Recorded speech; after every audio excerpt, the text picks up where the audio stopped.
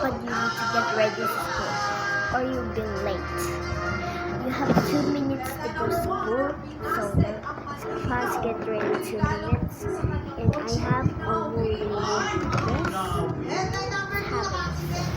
How let's go start it. You don't have to be late.